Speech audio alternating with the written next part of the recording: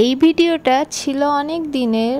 আমার তখন প্রেগন্যান্সি ফার্স্টে আমি জানতাম না তখনও যে আমার মধ্যে কেউ বড় হচ্ছে। হঠাৎ করে হাজব্যান্ড বলল চলো ঘুরতে যাই। আমিও রেডি হয়ে গেলাম ঝটপট। ও মা, রেডি হয়ে দেখি বৃষ্টি পড়ছে, যেই বেরোবো।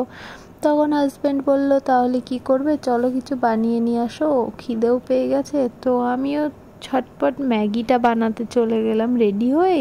ড্রেস চেঞ্জ করিনি যে যদি বৃষ্টিটা থেমে যায়, যদি যেতে পারি। তারপরে দেখি জানালা দিয়ে বৃষ্টি পড়েই যাচ্ছে। এদিকে আমি কি করব, রাগে ম্যাগিটা করছি আর ভাবছি আমার কপালটাই খারাপ। তারপরে নিয়ে গেলাম হাজব্যান্ডের কাছে, হাজব্যান্ড খেয়েও নিল। খাওয়ার পরেও আমি ভাবছি কি করি। আর তখন না দিনগুলো ভালোই ছিল, আমি তখন জানতামই না যে আমার ছোট্ট সোনাটা আমার মধ্যে আছে। ও বৃষ্টি থামার অপেক্ষা আমরা করিনি, আমরা বেরিয়ে পড়েছি দুজন। এবং তখন রাত বাজে 12টার সময় গেছি আমরা, এবং আমরা অত রাত্রেই যাই।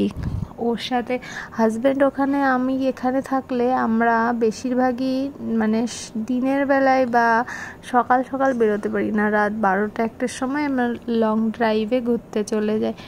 রেস্টুরেন্টে গিয়ে কি খাওয়া হবে সেগুলোই ঠিক করা হচ্ছিল। এবং ঠিক করার পর আমিও ভাবছিলাম, তারপর অর্ডার দেওয়া হয়ে গেল। এদিকে অফিস থেকে ফোন চলে আসলো। কি করব, আমার কপালটাই এইরকমই হয়, হঠাৎ করে ফোন চলে আসে, আবার বেরিয়ে যেতে হয়। তো আমরা কি করব, খাবারটা প্যাক করে নিয়ে আমরা বেরিয়ে চলে আসলাম।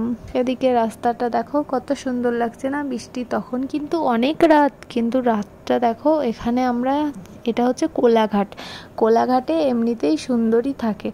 এখানে তোমার চারপাশটা রাতে না ঘুরতে দারুণ লাগে। এরপর আমাকে বাড়িতে পৌঁছে দিয়ে গেল, আমিও ওর জন্য অপেক্ষা করছিলাম। তারপরে ও রাত 2-3টার দিকে ফিরেছে। তারপরে খাবারটা খুলে আমি দেখছি, এবার আমরা দুজন মিলে খেয়েও নিলাম। এখানে ছিল chilli chicken, chilli fish, chilli চিংড়ি আর ফ্রায়েড রাইস আর স্যালাড।